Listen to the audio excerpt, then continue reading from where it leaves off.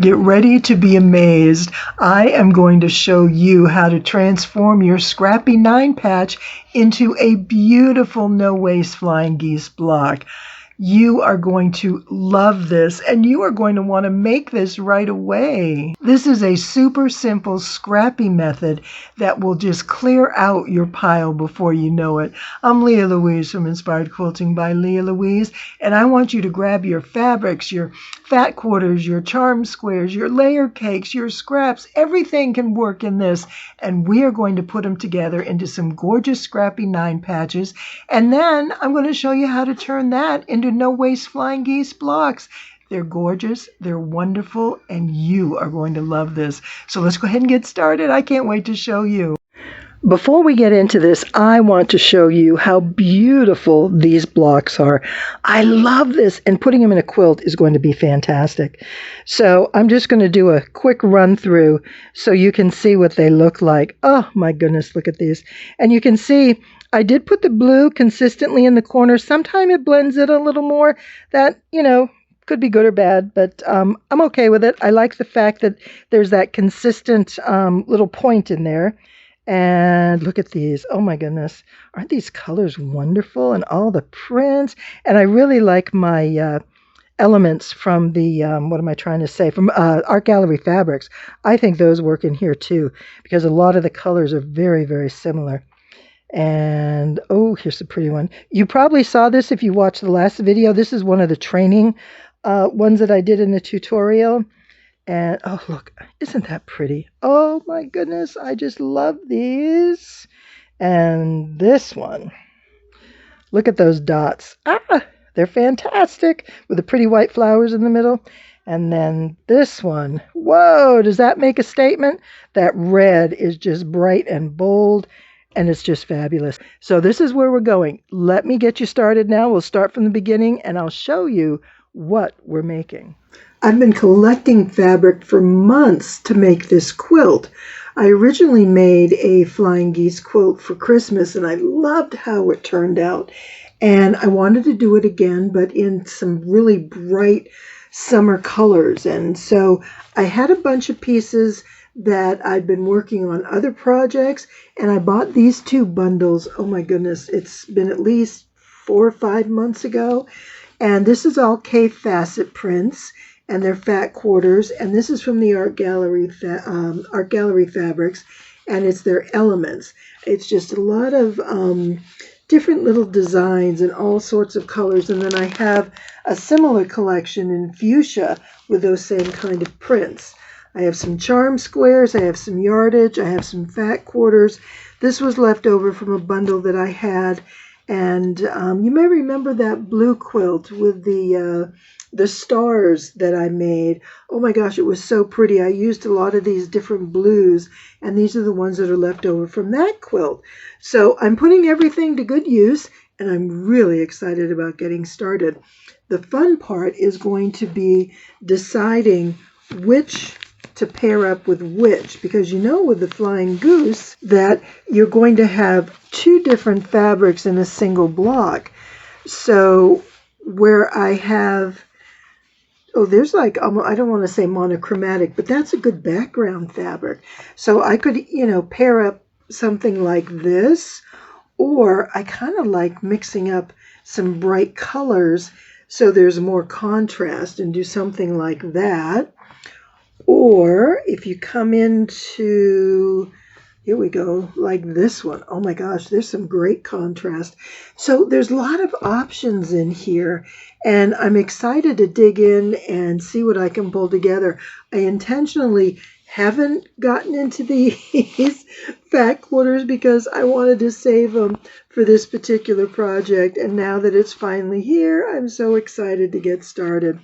So let me pull some of this together, and I'll show you what we're going to be making. We're going to take a quick look at the end before we start at the beginning, just so you can visualize what it is we're doing. And this is going to begin with a 9 patch that becomes our Flying Geese, and then we have a background. So we need our fabrics here, and I'm using 5-inch squares to make the 9 patch. Then I'm using these fabrics, my background fabrics, for the no waste Flying Geese. Now, within the 9 patch, I have my center square right here, and I'm attempting to use dark blue. Here's another one, let me show you. A dark blue in where the beak would be, and that'll be consistent throughout all the blocks. I like to have one thing sort of repeating throughout the quilt because then it ties it together just a bit. Then what I'll do when I make my 9 patch is we have our center block, then we have the middle in each of the sides. Those are going to be my focal fabrics because those are the ones that are not going to be cut. We'll trim off those corners a little bit when we make the no waste Flying Geese, but these are going to be a focal pattern that we're not going to cut up like we are on the edges. So I will have my background fabrics, which are mostly these right here. They are full of color and pattern, but they're not a bold pattern that stands out on its own. Unlike something like this, that, you have the large flowers and something. If you haven't noticed, this is all Cape Facet. These that I'm working with here, but I also have some art gallery fabrics back here that we'll be using too. So these will be the pretty big pieces. And for example, I have one ready to go here. So here are 4 pieces in pretty much similar colors, and I've already lost one. Oh, there it is. It's all here. It's just tucked in. Now this one has some purple, but each of these have just a little touch of purple and then that. So, it's okay. I don't get that carried away, but this fabric came out of this fabric. So you can, out of one fabric, get multiple looks for your different pieces. And so when you lay your fabric out, these are all fat quarters, take a look at where the colors change in your fabric, and is it something that you want to group together or separate them, or how you want to do.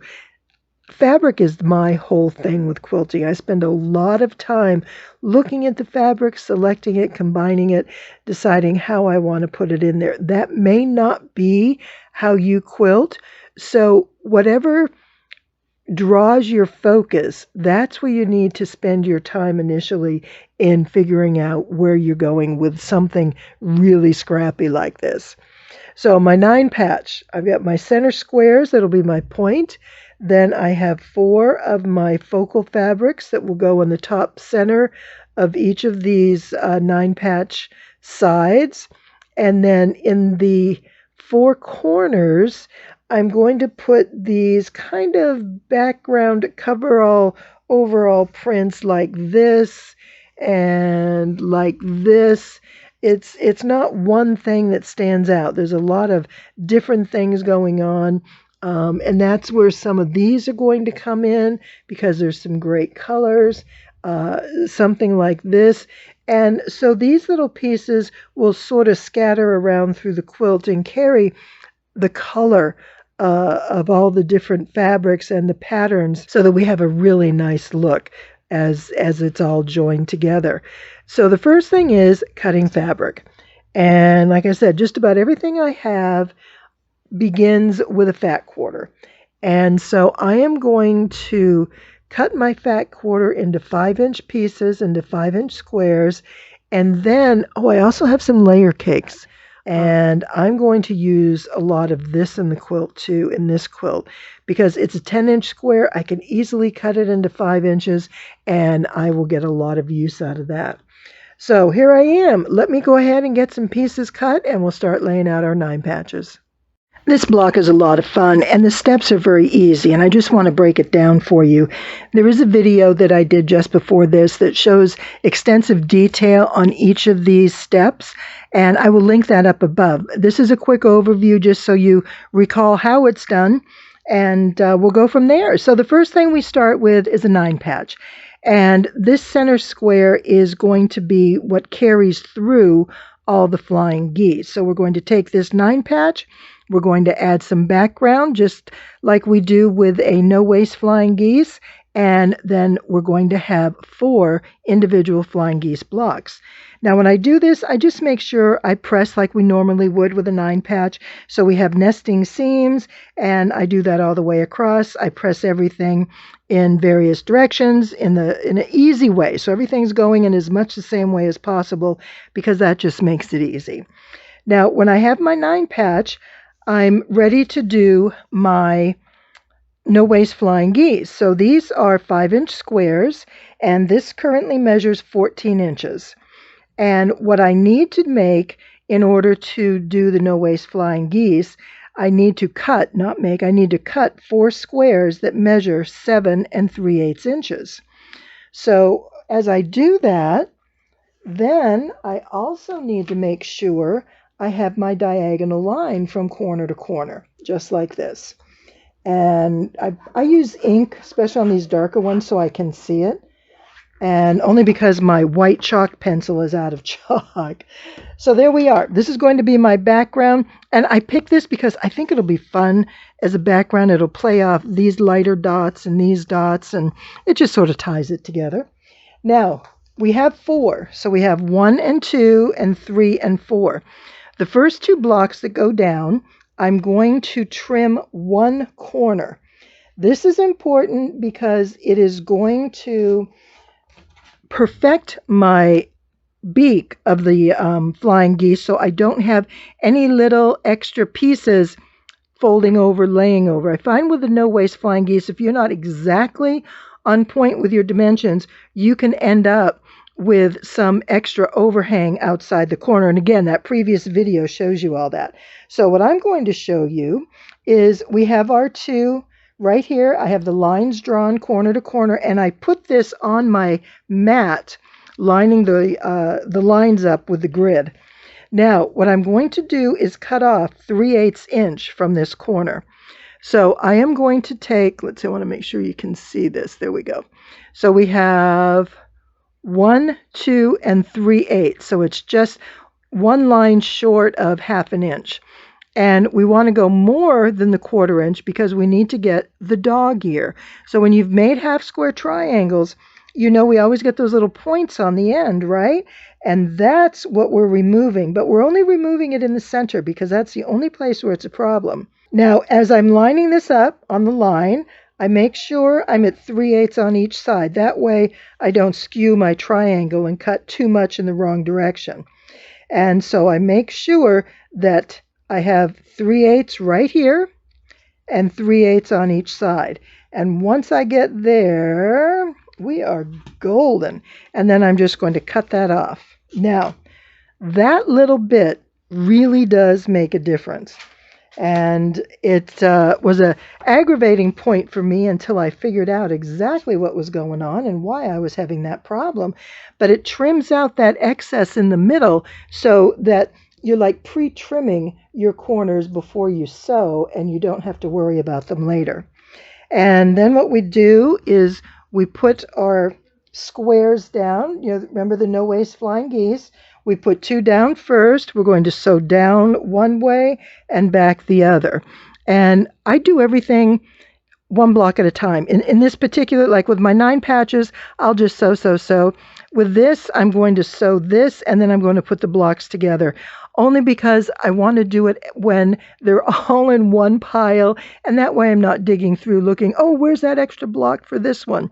So once all that is sewn down and back, you'll see that there's a little overlap here, but you want those lines to match up. Now, the next step is to cut this. But before I do any cutting, I press it from the back. So once it's sewn, I'll turn it over and I'll press it in line with the grain of the fabric. Don't try and press it in line with the diagonal because that's going to stretch the fabric and your blocks will become distorted and you'll be heartbroken because then it can be difficult to sew them together later. Now, once this is sewn from side to side, we're going to cut it down the middle. And this is what it looks like. So the other piece would be here. We cut it down the line that we drew, and this is where the piece overlays, and we're just going to cut it into 2 pieces. Now at this point, we do want to press. And it is important, and that's, I think, why I probably do the whole block, all steps of it at once, so I get the pressing done while I'm making it. And it just works well for me. Besides, I do better if I sit and stand and sit and stand. If I sit and sew for a really long time, that can be bothersome, and I don't want to mess up my back. I've done that before, and I'm not doing it again. So by getting up and sitting down and going back and forth, I think that's better on my body as well as my brain. So, okay, I press this. There we are. We take our next block. Don't worry about trimming these corners. Actually, you want these corners because they're going to make sure that you're in alignment. And what you'll do is line the bottom corner up here. Make sure these sides are right in line with the side of the 9 patch. And then check this out. See how that point lines up right in the middle? And this is where your seam allowance will be.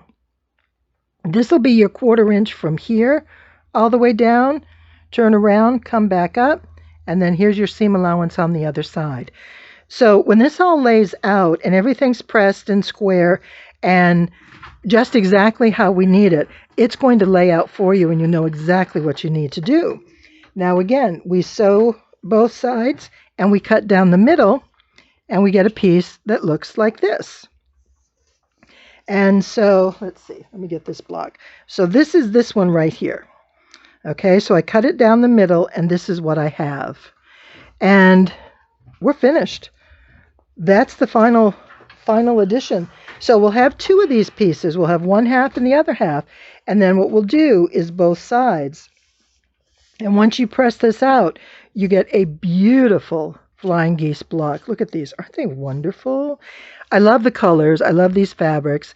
And I so enjoy using this multitude of different prints because it's scrappy. And I chose lots of K facet along with some of my art gallery fabric elements because I wanted the consistency of the fabrics. These are particularly bold and bright, and they're hard to match up with other fabrics without them really standing apart. And I just want this whole quilt to scream, yay, this is gorgeous. So that's where I'm heading. All right, let me finish up these, and then we're going to start putting this quilt together. Oh my goodness, you're going to love it. I don't know what's more fun about this quilt, making these wonderful blocks or laying it out and making them go every which way. I just am having so much fun with this. And I decided I'm going to make it 1 row longer so it'll be a rectangle. So I need to make 2 more of these blocks, 2 of the big no waste blocks to get the squares that I need. And so I didn't fill this in because I want to go ahead and have some go vertical and then have 2 of them go horizontal and just kind of keep the mix going. I think that looks fun. But I just am really excited with how this turned out. There is one thing that I did wrong, and can you see it? I think it's pretty evident. My blue points, I think, were a wonderful idea until I started using blue backgrounds. That didn't work out so well. It looks like, you know, my teepees got cut off there. My poor beaks are just, you know, snipped.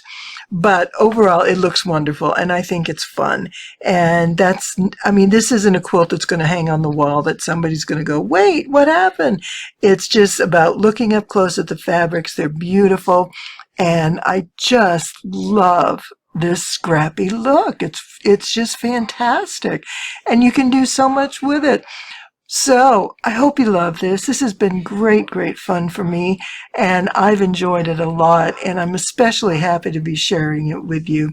Thanks so much for following along. I hope you enjoyed this, and as always, it is such a pleasure to have you here with me today. Thanks so much, and enjoy. Happy quilting!